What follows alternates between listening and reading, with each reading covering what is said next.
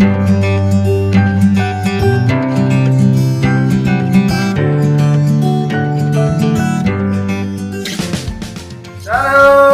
selamat pagi buat kita semua. Tuhan Yesus selalu menyertai dan berkati kita semua. Dia kasih.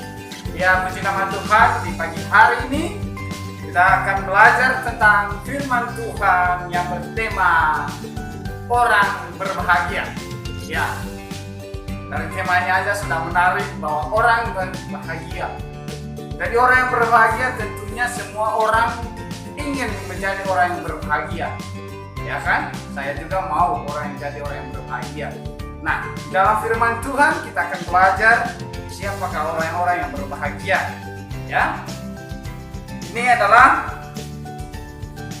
khotbah Tuhan Yesus di bukit, yaitu Matius pasal 5 ayat ketiga dan ke-6. Begini firman Tuhan, berbahagialah orang yang miskin di hadapan Allah, karena mereka lah yang mempunyai kerajaan surga. Ayat ke-6 mengatakan, berbahagialah orang yang lapar dan haus akan kebenaran. Adik-adik yang terkasih dalam Tuhan, sebelum kakak menjelaskan, ini kita belajar tentang berbahagia.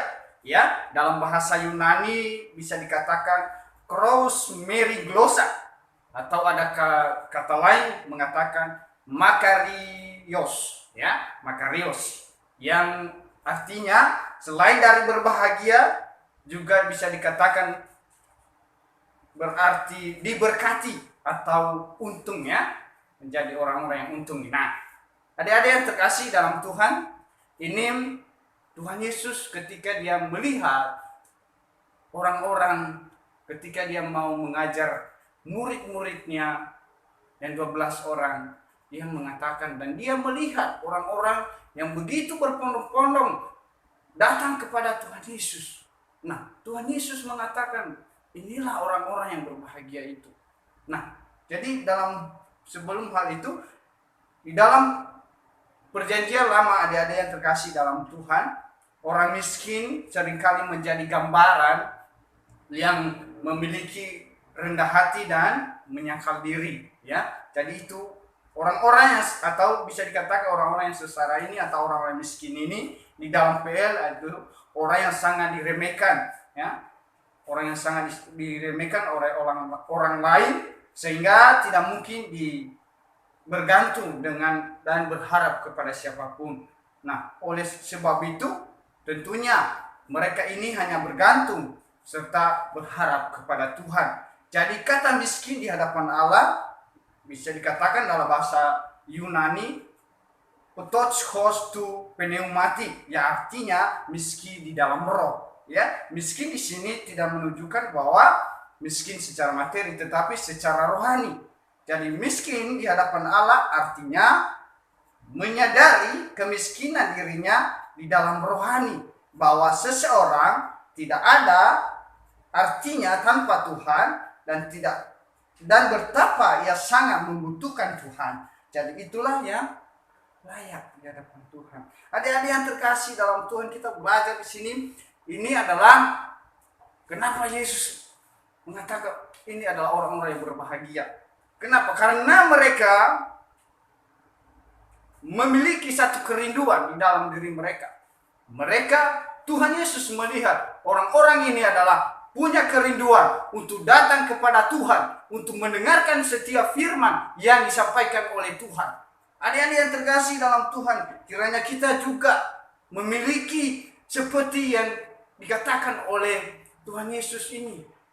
Ya, orang-orang yang berbahagia bukanlah orang-orang yang memiliki dunia ini, lain daripada apa yang Tuhan katakan dengan apa yang dunia katakan. Dunia mengatakan bahagia dengan memiliki segala kekayaan dan segala apa yang ada di dalam dunia ini. Tetapi apa kata Tuhan? Yaitu dalam diri seseorang ini dia bisa bahagia kalau dia tidak memiliki yang namanya kerohanian atau roh dalam diri seseorang.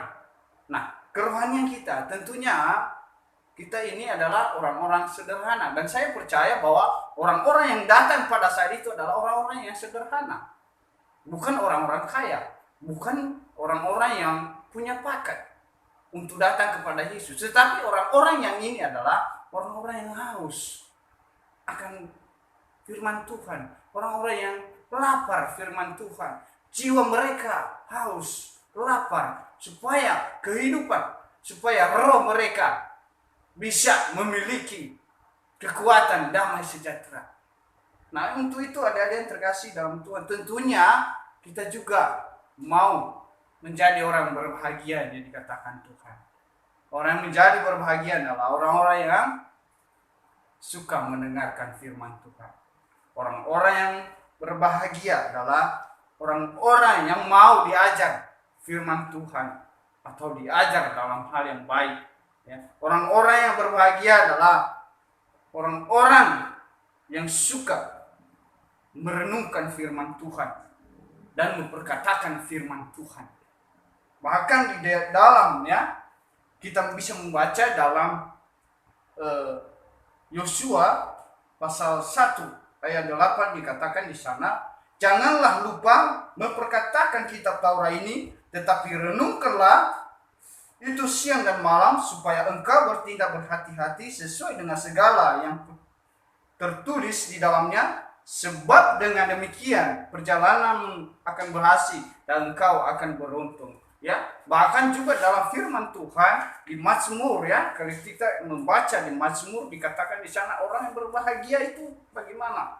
Ya, jelas dalam firman Tuhan dalam Mazmur pasal 1 dikatakan di sana ayat kedua, tetapi yang kesukaannya ialah Taurat Tuhan, dan yang merenungkan Taurat itu siang dan malam, ia seperti pohon yang ditanam di tepi aliran air, yang menghasilkan buahnya pada musimnya, dan yang tidak layu daunnya, apa saja yang diperbuatnya berhasil.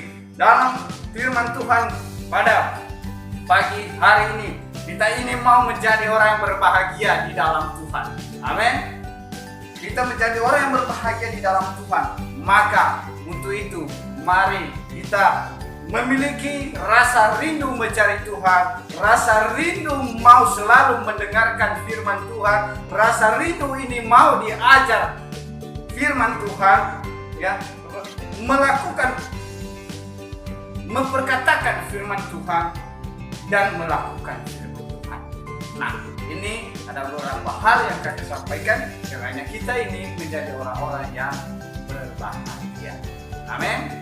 Ini aja yang kakak bisa sampaikan. Kiranya Tuhan memberkati kita semua. Shalom.